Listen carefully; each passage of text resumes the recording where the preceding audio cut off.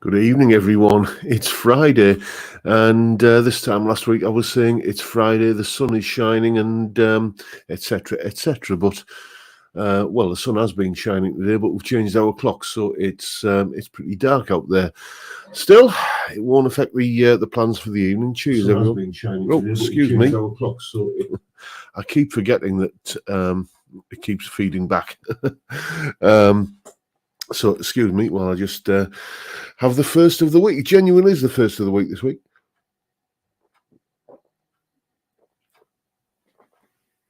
Oh, dear me. Right, as is always the case, let's see who we've got in. Scrolling up to the top of the chat, who was first in? It looks like we had Johnny H was first in, and then Dr. Gomez won. And then BP Guitar Kit and Anton and Mike Hurley and Johnny Random and Steve Entwistle and Michael Dodds saying, John, the BBC are filming not far from you. Yeah, I know there was some road closures because they're filming an episode of something. It's probably that cop show Vera. They keep coming back to film episodes of that here. Then we've got Simon M. Excuse me. Gordo Canuck, Jimmy James, and who else we got? Robster Boy, and sometimes thin, sometimes dim, never thin. Grandpa Joe is in it, as is Thomas Mulvaney, and Robert Z or Robert Z, depending on where you are. Then who else we got? Vincent Brennan. Dogs walked a bit earlier than usual. Yes.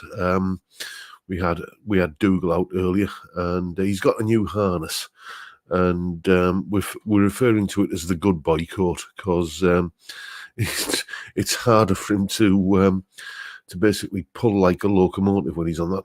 Anyway, I digress. Then we've got Peter Collins and Jeff C. and Randy Upchurch. Balder is in. Jeff C. Wanting to know, anybody got a Harley Benton GS Travel acoustic electric? Just bought one. Hope it's okay. Some good reviews on YouTube. No, I don't think I'm familiar with that model, to be honest with you. Then we've got Edwin Toonan and scrolling down, Michael Palmer saying greetings all, and especially our leader. Who might that be? I hope you're not referring to me. And then we've got Chip Young and Sean House and Ian Clark.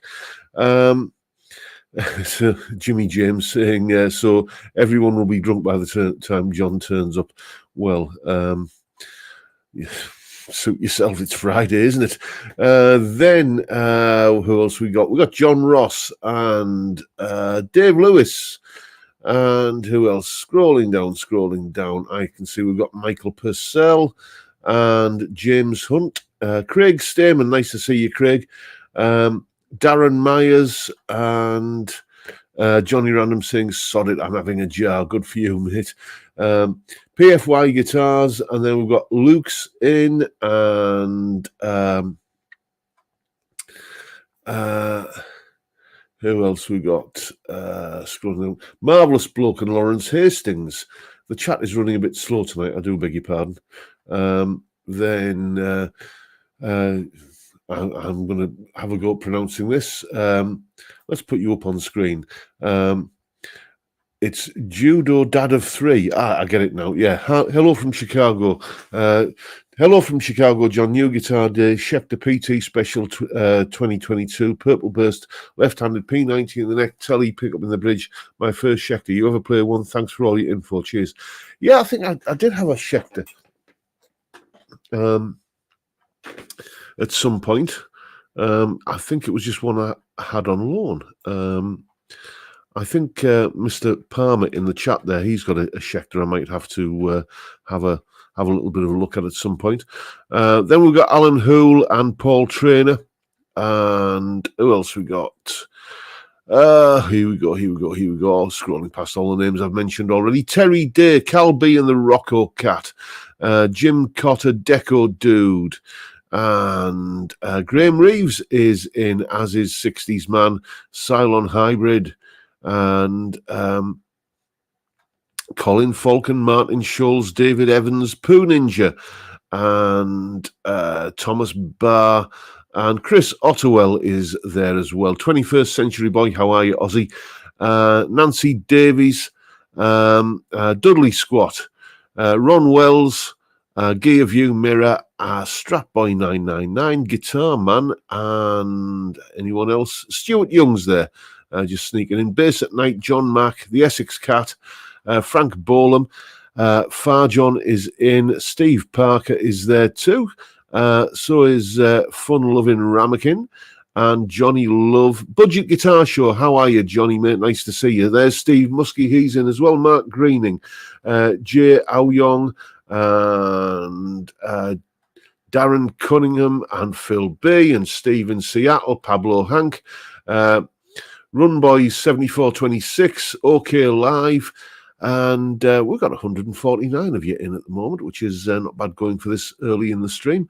And I do apologise if I've missed. Oh, Mike Newman is there as well, and Slacker Deluxe. So now we've got the formalities out of the way. I do apologise when I lean forward. It kind of the light glares off me bald old noggin, but I am looking into some sort of slightly better lighting solutions for this room at some point. Right, let's get the housekeeping out. We're telling you what's coming up on the channel this week. You may recall that a couple of weeks ago, maybe 3 weeks ago, I did a guitar buying video where I was buying this guitar, this lovely little Epiphone Les Paul Jr. Well, the unboxing is on Sunday. That's Sunday's video. By the way, this guitar is for sale at the moment. It's up on eBay. It's brand new. Still got the plastic on the scratch plate and everything, but all the packaging, all the stuff. You can find it. You can find it on eBay if you just search for Les Paul Jr. Epiphone Les Paul Jr. So we've got the unboxing and review of that on Sunday. Then one for somebody who probably isn't watching at the moment because the time zones don't work, but there's a chap crops up in the comment section of a lot of my videos, and I'm guessing he's in the States because his YouTube name is America First, and he keeps asking me for in video after video, he keeps asking me for do Rock and Roll All Night, the solo from that by Kiss.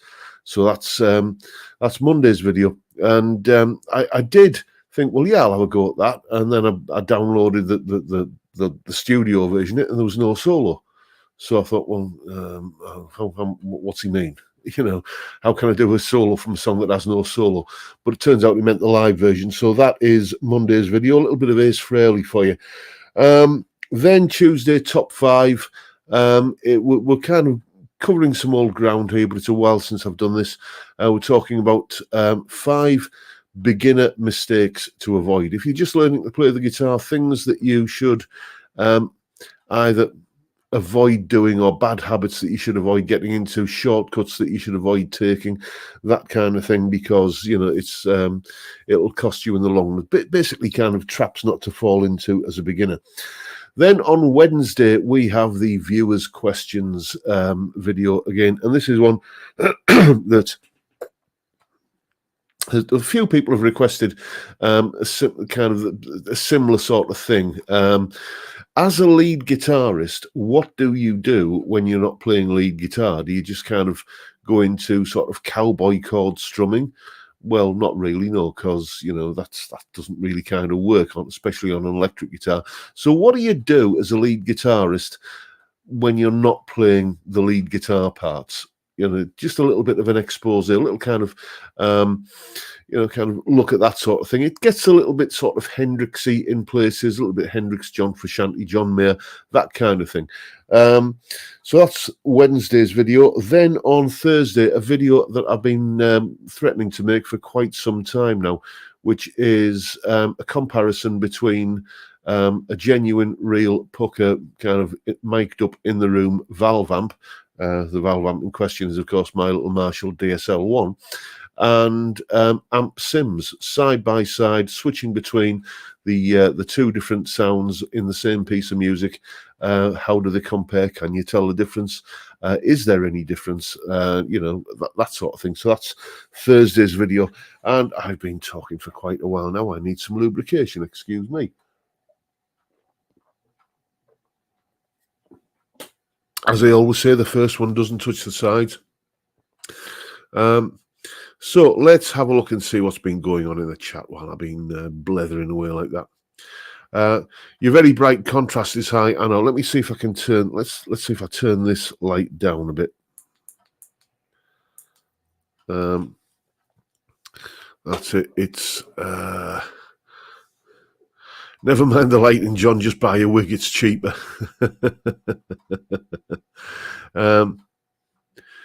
Let's have a look. We've been talking about. Balder's saying lots of guitar outlets doing the Epiphone slash range down to $499 currently. Bargain. It is, actually. We've got Curry Bum Jenkins in. How are you, mate? I must admit, I mean, on YouTube, I'm John Robson, guitarist. And because that just seemed like an obvious thing, but I read some of the names in the chat, and it does make me wonder about the origins of these names, like Curry Bum Jenkins, for example. And Pablo Hank is saying, not a keeper of the one pickup guitar. No, not really. It's surprisingly versatile, as you'll find out on Sunday, but it's just, I don't know. I've grown up and for decades played guitars that have had a pickup selector that I've kind of got used to using. So the Epiphone didn't win your heart, says Sean House. No, it didn't. Unfortunately, it's a lovely guitar. It's just not me. Oh, here we go. Chris Otterwell. Newsflash, I became a grandfather for the first time today. It's a boy. I'll start making his first guitar next week. Congratulations, Chris. Congratulations on the new arrival. I hope you're going to wet the little chap's head in suitable fashion. And who else we got? Yeah, get them while young. Get the first guitar in his hands. Kev Carp is saying, watch the video about Dave Gilmour and Black Strat. It's more like Trigger's broom. Yeah, I saw that video, that 5-watt world video, and that was exactly what I thought. It's, if anybody doesn't know, because we have some stateside viewers in, the kind of meme of Trigger's broom. There's a British sitcom called Only Fools and Horses, okay? And one of the characters is a bit dim. He's a road sweeper, and he's called Trigger. And he's had the same broom for 14 years. And in that time, it's only had 3 new heads and 4 new shafts.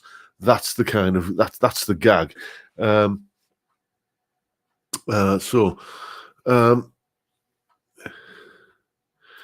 Yeah, Graham, those Eastmans that Colin from Guitaristas has been reviewing look fantastic. Bit more pricey, though. Yeah, Colin at Guitaristas is giving me kind of serious gas for an Eastman guitar. I must admit, I'm just kind of sniffing around on eBay and stuff. Marty Schwartz and Justin Guitar both have their trademark hats. Maybe you need one, or perhaps a deer stalker. Well, I do wear a hat most of the time, just not in here. I wear a flat cap, but then I think I'd be infringing on Justin's copyright, wouldn't I? It's just the old kind of typical northern flat cap, really.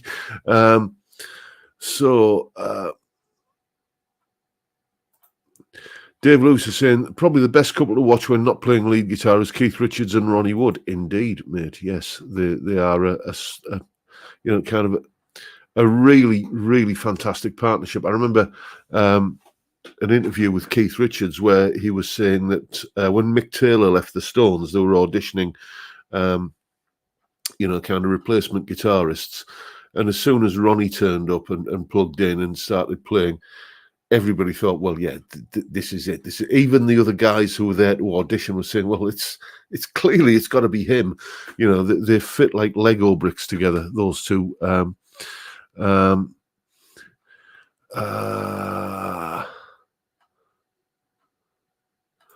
What you're saying, Cylon? I am way back going A3Y and rejoin. I have no idea what you're talking about, mate.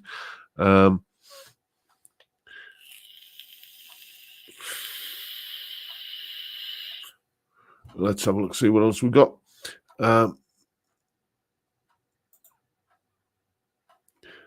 Silent Hybrid is saying 250. I think a bit much for that. As much better on eBay. Oh, you're talking about the Les Paul Junior that I'm selling. Well, I work on the principle that I can always come down in price, but you can't go up. So you know, maybe I am being a bit cheeky, but the thing is, it's in brand new condition, and it is. You know, as I say, it's still got the plastic on the scratch plate and on the pickup and everything. And it is, you know, I mean, you go to Anderton's and you pay $389 for one, and you'll get the same one from me for $250. So, am I being cheeky? Well, judge for yourself. But I do think Anderton's being cheeky, asking $389. I must admit, because that is over the odds. You know, maybe I'll see what sort of interest I get. I'm not in any desperate dire straits to sell it. So there's plenty of people watching it. So we shall see. We shall see how things pan out.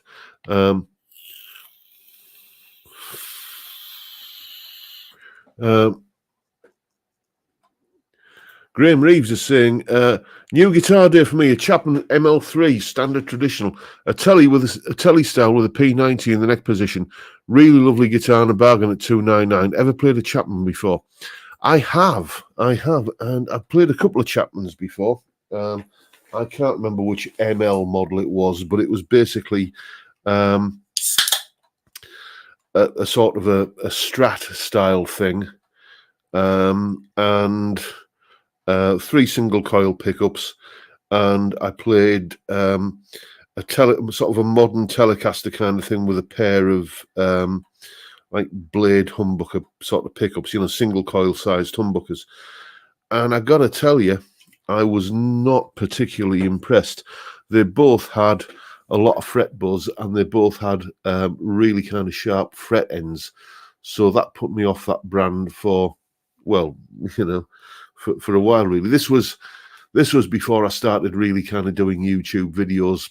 Well, I've been putting stuff up on YouTube periodically since 2008, but I didn't really get into my stride until 2018. So it was probably about 2017. It was slightly before that, anyway. And I don't know. It just, they didn't kind of seem particularly well put together. Maybe they've changed it. Maybe it's a brand of guitars I should revisit, because that's the thing about Chapman guitars. You either hear, you only hear like both ends of the spectrum. Either they're fantastic, they're brilliant, I can't believe how good they are, it's yada yada yada, or this is, or the exact opposite. You know, kind of people being really disappointed with them. And I was, the two that I tried, I was very disappointed with, I have to say. So,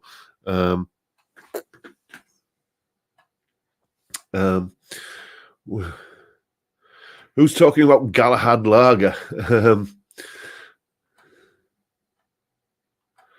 Yeah, Dave Lewis is saying Andertons are really expensive compared to other sellers these days. I agree, they are. But we've got Brian Brazilian. How are you, mate? I guess we're all kind of talking about the beer that I'm on. Yes, I am on the Kronenberg 1664.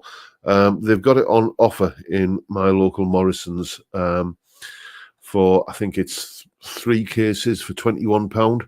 So, well, it'd be rude not to, wouldn't it? So there's a case in the fridge, and there's 2 more cases in the shed, and we shall see what whether that lasts me the weekend or not. The way it's going at the moment, that's questionable, to be honest with you.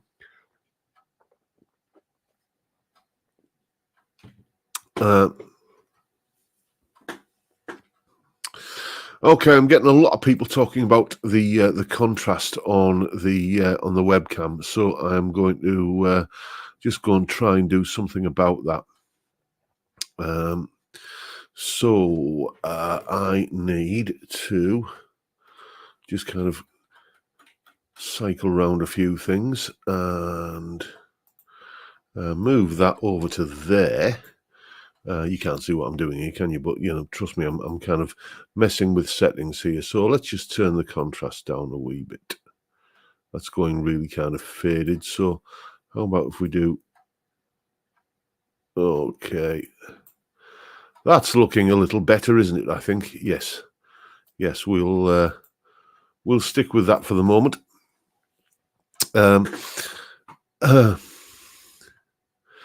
Let's have a look. See...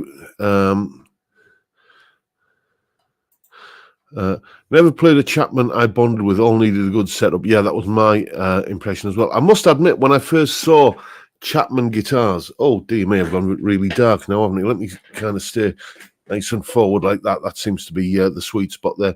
When I first saw Chapman guitars, I thought that they were the same company that make that weird kind of 8 or 12 string kind of tippity tappity kind of thing, the Chapman stick. There, how's that? How's the lighting now, everyone? How are we doing? Timbuk 3's next release, John So Bright, I'm going to wear shades. That you are a real 80s nerd, if you remember. Timbuk 3, dear me. Talking about one-hit wonders.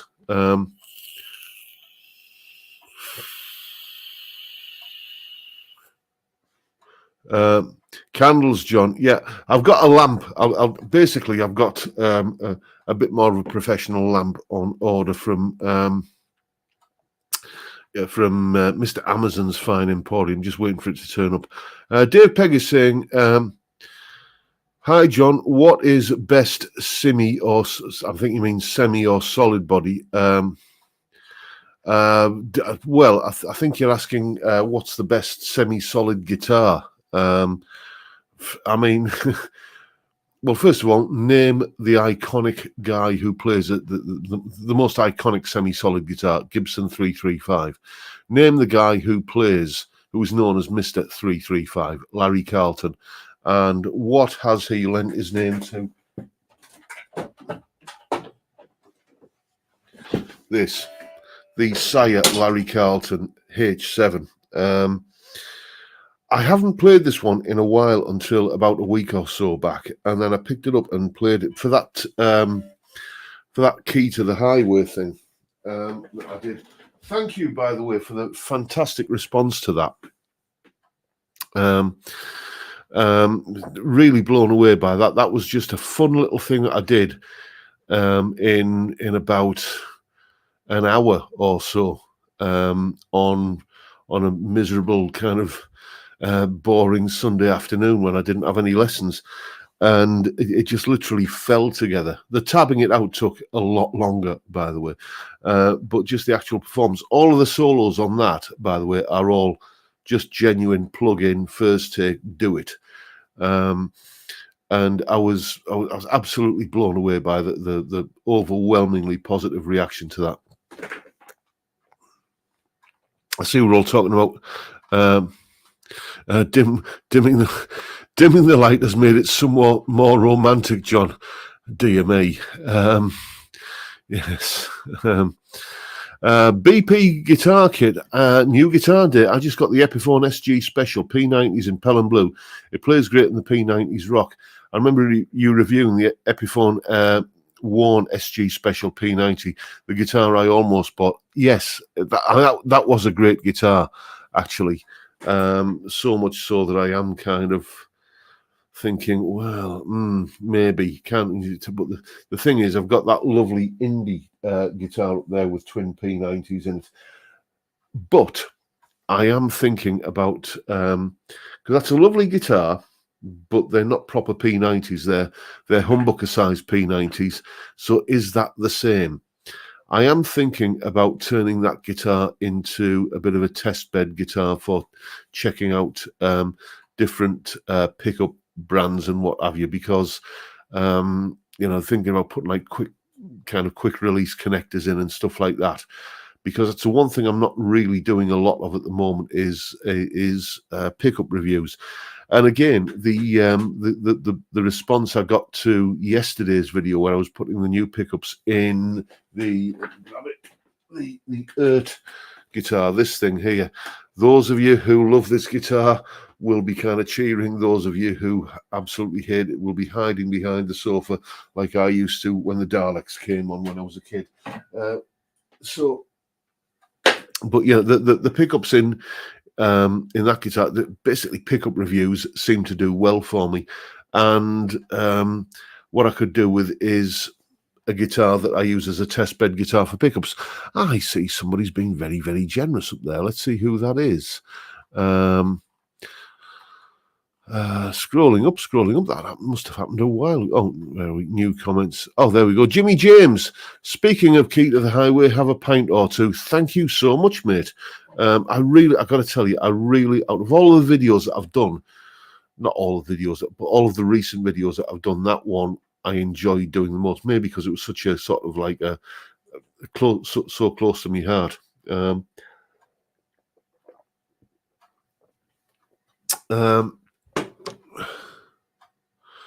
Let's have a look at this. What are your thoughts on things such as wire types, caps, and pots influencing tone?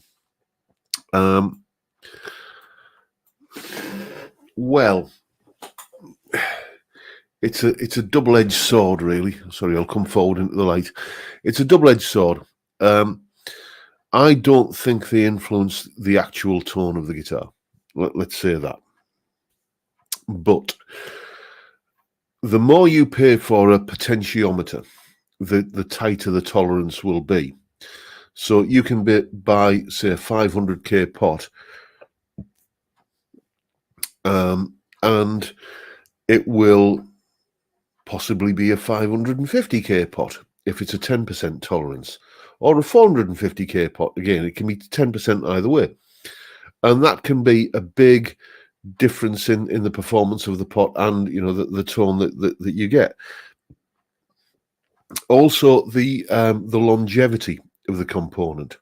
How soon is it going to start going all scratchy and as you kind of roll the volume up and down, which is a massive thing for me because I do like to use the volume control on the guitar. I'm going to be talking about that in a second, actually.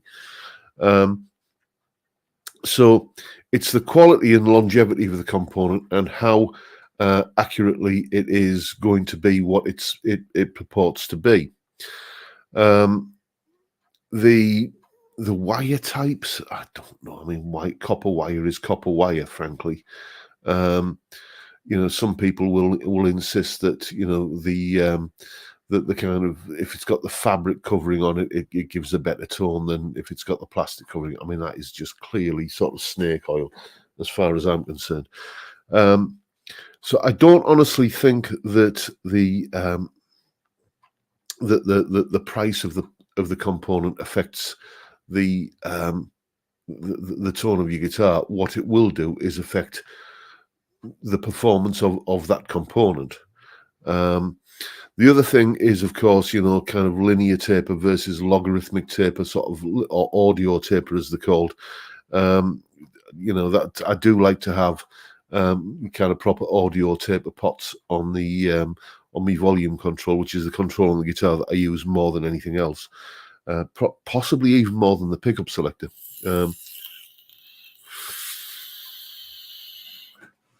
Michael Purcell is saying, are those Vansons sprung loaded or screwed into the body? On the Earth guitar, you mean? They are, well, there's basically the pickups that I took out had, here they are. Here are the pickups that I took out. These are the stock kind of Earth pickups, which I've sold to a student of mine because he wants some kind of big, shouty, fat, kind of high output humbuckers. So, but they had like a kind of foam backing.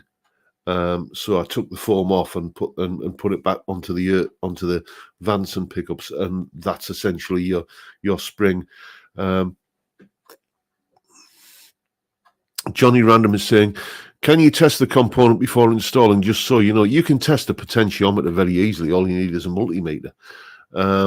Capacitors are a little bit harder to test, but it depends on you can test any electronic component if you have the test equipment, which was, before I was a guitar teacher for a living, that was what I used to do.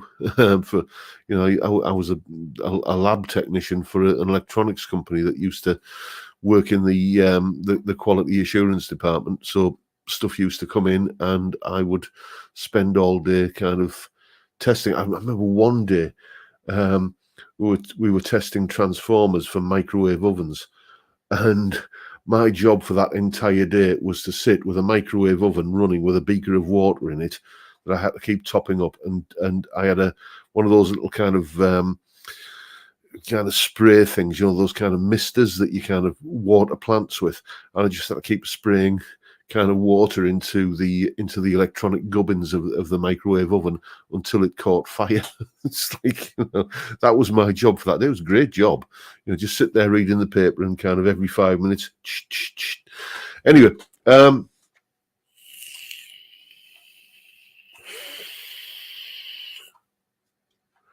Craig Stamen is saying, never wanted a headless until I played one. They're just so well balanced. I don't have to stand for it. I just keep it in the case. Would definitely recommend trying one. I will second that, Craig. I was mega skeptical about about those Ert guitars, which, let's face it, are just Strandberg copies. Or the headless one, and I got to tell you, I'm still not convinced about the headless aspect of it. The only reason, I'll be honest with you, that I bought the second Ert guitar as a headless guitar was because I was looking for, because they were all over Amazon at the time, I was looking for one of those Telecaster kind of Ert guitar, Telecaster themed Ert guitars, like what Mr. Toonan has got, what he was talking about in the chat. That's the one I wanted, but they were just gone. Nowhere had them. Completely out of stock everywhere. And I thought, I simply cannot live without that neck profile. That is just the abiding memory of the ease of playability on that guitar is something to behold. If ever, I'll go so far as this, right? I'll say, if ever me and Mr. Dan from Scott Guitars kind of talk about another guitar design, I'm going to be giving him that Ert guitar and say, copy the neck profile on that, because I absolutely, time for the gratuitous shot of Blondie. Here we go. There she is. I absolutely love this guitar. It has got a beautiful neck profile on it. I absolutely adore it. But as you get more information, as you get more kind of knowledge, and you know, every day is a school day, as they say. If I played that Ert guitar before this thing started taking shape, I would have definitely said, make it like that, because that Ert is an absolute wet dream to play. It really is. So I don't know. I'm going to keep my eyes open for another one of those Ert style guitars, Ert Telecaster style guitars, because my curiosity is very definitely peaked with this brand now. Michael Purcell is saying the headless guitars are considered as travel guitars. They will fit in overhead bins. Yeah, I've flown once or twice. I've been on one kind of foreign trip where I've had to fly. Okay, so flying out and flying back once in all of my 55 years. And so if it takes me another 55 years to make a plane journey, then I don't think it's going to kind of be a high priority for me, that having that. I got to tell you, I get anxious at the thought of flying, not the flying part, but the whole kind of kind of cattle market airport experience side of things. That for me was just okay. you're having a week's holiday, and you're kind of basically losing at least a day at either end of that holiday because of this whole sort of airport thing. Yeah, it's not something I'm in a hurry to repeat.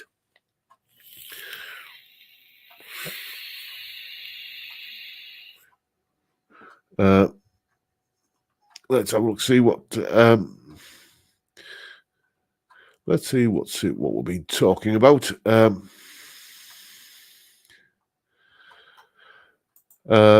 Best way to store your guitar at home with the cost of heating currently: case, stand, or wall hang.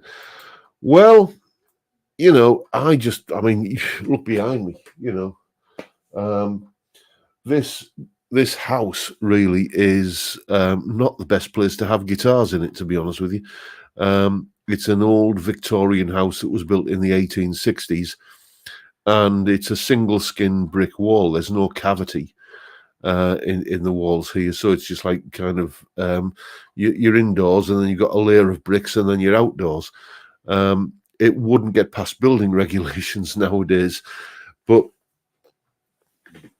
so consequently, and I live on the northeast coast of England with the battering gales coming in off the North Sea, so you often see this thing. Where is it? Oh, it's behind there. You often see kind of dehumidifiers all over the place in this room because it does get quite damp, which isn't good for guitars. And I've never had any problems. Guitars, if you think about it, take any guitar, a Gibson Les Paul, a Fender Stratocaster, it gets sold in markets all over the world. It gets sold from, kind of places in Alaska to, places in, I don't know, South America and the Mediterranean and places like that. So it's, they're getting exported from their mother country to kind of different markets all over the world that have different kinds of climates and everything. And I would imagine that if there was a part of the world where guitars were really suffering from the climate that they're in, we would have heard about it by now. So I wouldn't worry too much, mate, is the short answer. Cylon Hybrid. How is other half, and is Dougal okay? Dougal is doing fine. He's getting pretty big now. We've had to buy a new crate for him, and it's basically a TV stand. We had to get rid of our old TV stand, and the crate. It's basically a TV stand with a dog crate underneath it, and he absolutely loves going in there. It's his little kind of den where he goes to kind of to hide. If ever he's got anything in his mouth, like a leaf from the backyard or something that he doesn't want you to take off him, he hightails it into there. He's doing fine. He's getting put on the list for that operation that all boy dogs dread. You know the one I mean? He's losing a couple of ounces from between his back legs. He's getting that one done pretty soon, and hopefully that'll calm him down. I must say, they say it calms dogs down having that done. If I woke up and they were gone, it wouldn't calm me down in the least. I've got to tell you. But yeah, he's getting that done, and yeah, he's settling and he's fine. The other half is doing fine. She quit a job the other week. I can't. I'd love to tell you all about that, but I'd probably get into trouble if I did. Yes, but suffice to say, there was a difference of opinion with one of the bosses at the place where she worked, and there was what is often described in when you hear about politicians having a falling out, and they call it, what do they call it? A full and frank exchange of views. Yes, there was a full and frank exchange of views at the office, and and she ended up basically telling them to shove the job where the sun don't shine. So there you go. But yeah, she's doing fine. Colm Cross for the balls in a bucket fund. Thank you very much, mate. A tete-a-tete, yes. Oh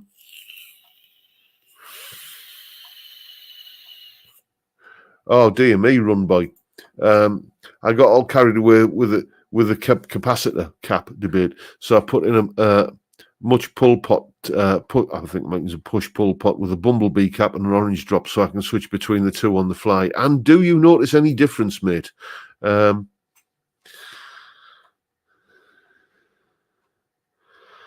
Johnny Love is saying, funny how the boss never seems to lose out in those situations. Well, I can't go into too many details, mate, but that might not exactly be true in this particular situation. So there you go. As I say, it's all a bit sort of.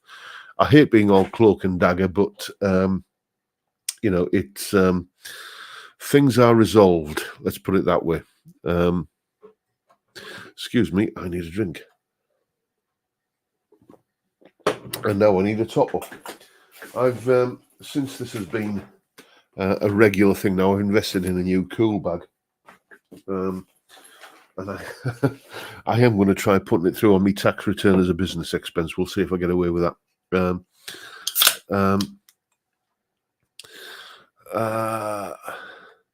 Dave Lewis is saying, I hate flying, have done since 15/6 at your own risk in an old biplane from Swansea Airport in the 60s. Yeah. It's not the actual going up in the airport, because I mean, as you know, my missus is Canadian, so gosh, it's 20 years ago this year. We went, we kind of went over to Canada to kind of visit her old haunts, as it were, and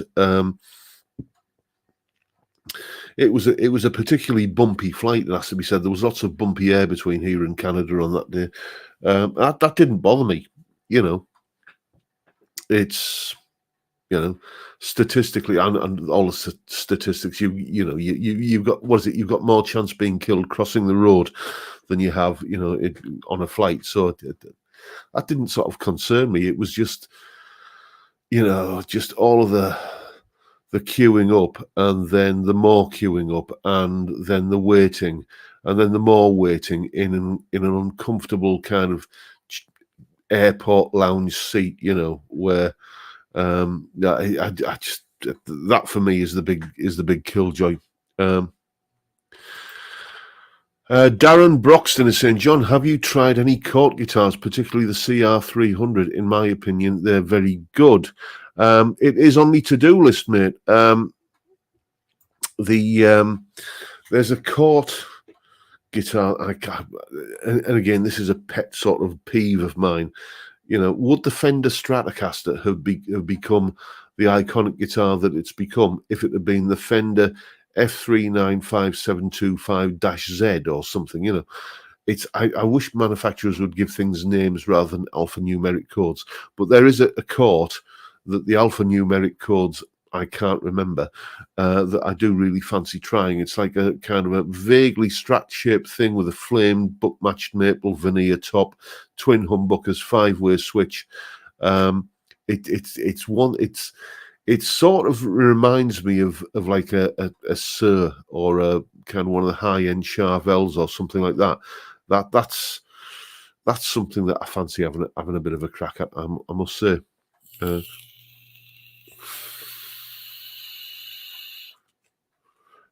Chip Young is saying, where are you, Chip? There you go. Any thoughts? Switch gave my Tele project 3-way switch or 3-way toggle, going in probably going in the middle, a la PRS SE Mira. The Mira has like the 3-way blade switch. So you're asking blade or toggle? I don't really have a preference, to be honest with you. I don't think that there's anything to choose between them. I've got guitars here like this one with a toggle switch, and I've got guitars like and Blondie has a toggle switch, and another of my favourite guitars, this one, that's got the blade switch, and video coming soon on this guitar, follow-up video on this, by the way, so keep your eyes peeled for that. I can't honestly say. It depends on your tastes, mate. I don't think there's anything to choose between them in terms of performance, and I don't think there's anything to choose between them in terms of longevity. It's just whatever you like best. Michael Palmer, what are you saying there, Michael? John, the airport experience has declined by an order of magnitude in the past 20 years. Yep.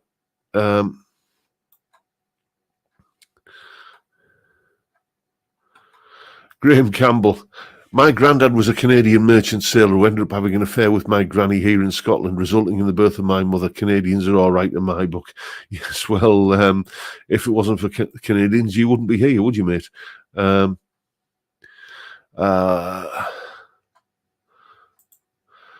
Can't really know how to make guitars. Based in Indonesia, they make guitars for everyone from Ibanez to PRS. They do indeed. It was a brand that I first encountered in, gosh, it must have been the late 80s. When, this was probably the time when the Marlin Sidewinder was the best-selling electric guitar in the UK. Does anyone remember that hideous piece of awfulness that was the Marlin Sidewinder? Gosh. A collection of sharp edges held together with a guitar-shaped lump of plywood is the best way to describe it. It was an awful guitar. And for the same money that you would pay for one of those kind of Marlin Sidewinders, which was basically like a kind of, with the utterly awful, I mean, I hate locking trems anyway, but the worst locking trem of all was the KKT locking trem, which the Marlin Sidewinder, I believe, had.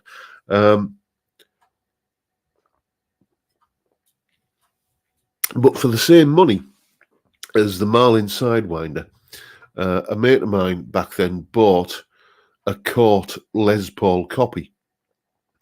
And it was absolutely astonishing.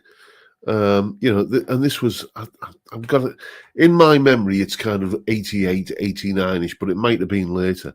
And it was just like fantastic. I'm thinking, why have I never heard of this brand of guitars before?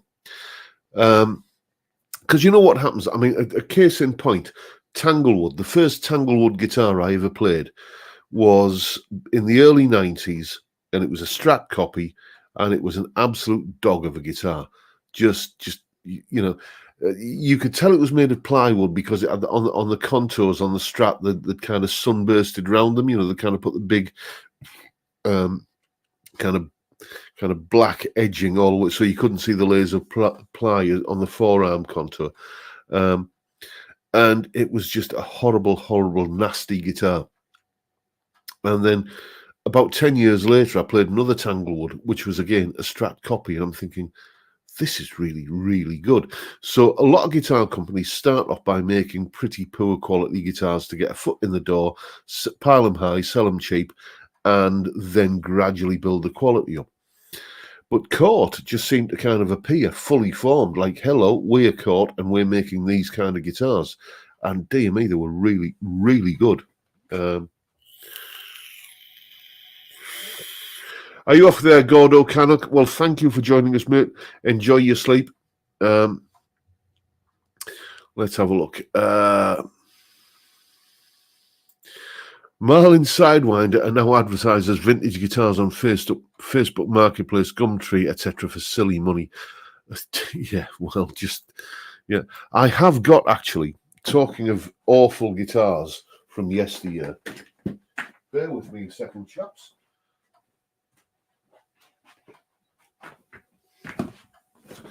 Very generous chap popped round the other day and brought me this guitar. This is a Yamato guitar, a 1971 Les Paul copy, and I'm going to be doing possibly a series of videos on this, obviously with a bolt-on neck. And look at that slimline body. Indeed, it weighs about as much as a cigarette paper. If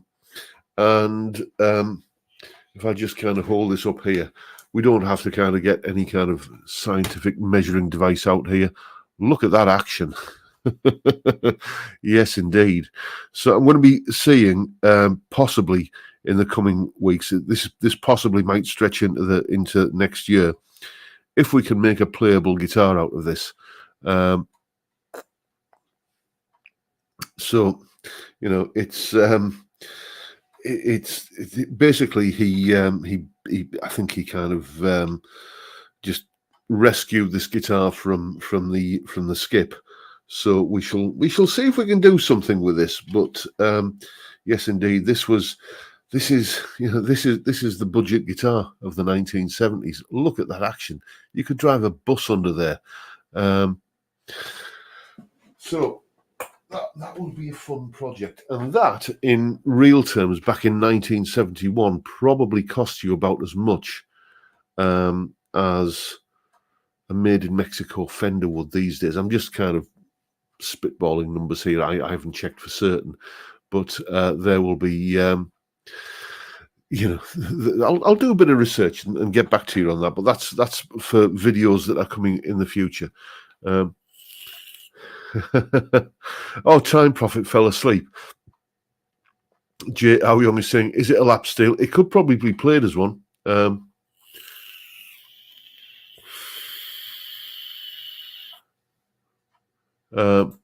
I didn't know that, Sean. Wasn't the advantage that Marlin had for the Sidewinder and the Marlin Bluefin? I remember those as well. Argos sold them, put them in the market for like the ones from Woolworths. That could be a thing, mate. Yes, it could well be. Get your bottleneck out, John. What you're saying there, Peter? For the crime of morbid curiosity, I've just had to buy a first act Delia. Too interesting a story, and the guitar looks right up my street. Cheap and cheerful and excellent reviews. We'll see. Never heard of the first act Delia. The term first act the name brand first act rather, does ring some kind of distant bell. Yeah, Craig, I saw that video as well. I was watching Crimson Guitars the other day, and he had a Patrick Eggle. Looked fantastic. I remember really wanting one when I was younger. Yeah, every now and again I go on eBay and have a look at Patrick. I very nearly. It was round about the time that I bought the Les Paul. I very nearly pulled the trigger on a Patrick Eggle. It was on eBay. It was used. But it was local collection only, and it was in London. Now I've got a mate who works in London, and I was saying, "You're in London. Can you go and pick this guitar up for me?" And apparently London is quite big. It's like it would have meant kind of basically him going kind of a couple of hours out of his way when he was supposed to be at work. So it never came off. Unfortunately, it was the Patrick Eggle New York, which is. It's like a humbucker and a single coil and string through kind of tune-o-matic, and you just look one up, a Patrick Eggle New York. So yeah, I almost bought one. Oh, thank you, Steve in Seattle. You're a gentleman and a scholar. You are. Thank you very much, mate. Have a pint on me. Oh, hello, Mike. I didn't see you'd snuck in there. I got offered a Patrick Eggle. His niece offered it to me. Yes. I do think that was I don't know the boardroom politics of it, but it's suddenly Patrick Eggle wasn't involved in Patrick Eggle guitars anymore, and they didn't have that partnership with Blade guitars, Levinson Blade, for a while in the 90s. But I just think it was a bit sort of. It must be really tough where there's a company that's got your name above the door and suddenly you're kind of not involved in it anymore. But hey ho. Yeah, that would have been an interesting video, Mike. It really would. So let's.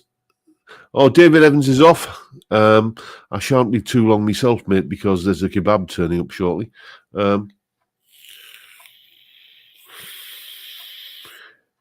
Yeah, Graham Campbell saying he tried a Patrick Eggle phenomenal guitar.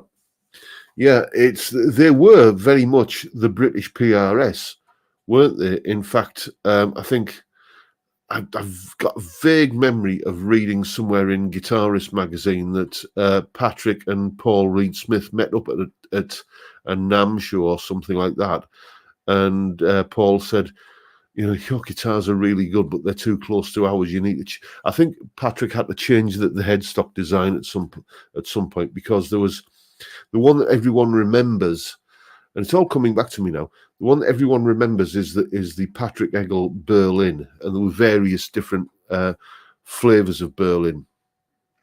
A mate of mine actually used to own a pub in a little village called Mornby, which is near Thirsk, James Herriot country in North Yorkshire. And the bloke who lived next door to the pub had a Patrick Eggle Berlin. Anyway, I digress. But the model that he kind of had as his flagship model before that was the Patrick Eggle Climax, if anyone remembers that one. And I think that was the one that kind of got Paul Reed Smith kind of getting his lawyers on speed dial.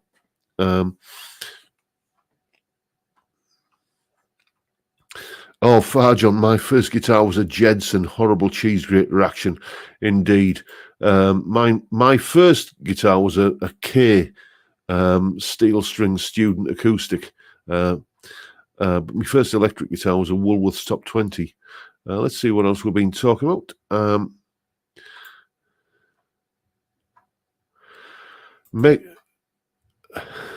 I do apologise, Jay. I clicked on you by mistake there.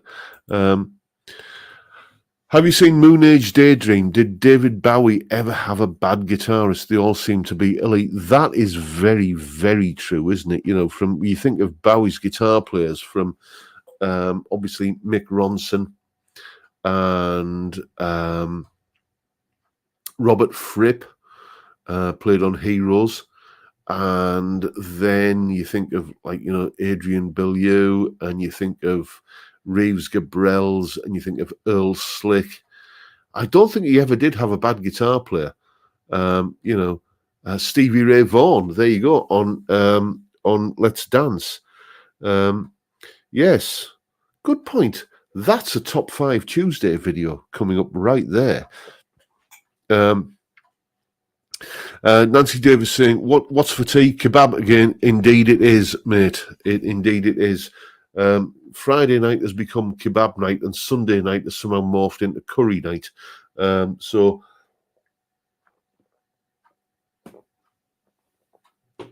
it's yes, I shall be having the extra large doner with chips and garlic sauce this evening, and then settling down in front of the TV after Jackie's watched, you know, Emmerdale Farm and Coronation Street and what have you. I'll be settling down to an evening in front of BritBox watching Auf Wiedersehen, Pet and Porridge, and all classic old British sitcoms like that. Such is life. Maybe it's a sad state of affairs that I look forward to that all week, but hey, it is what it is.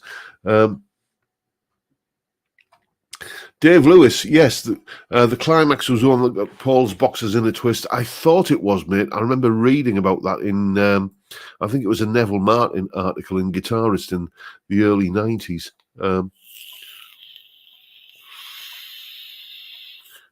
Oh, Paul Coleman. My first guitar was a Hondo Les Paul copy, made in a factory where they only had a faded crayon drawing to work from. Now, again, I'm writing these down. Bowie guitarists.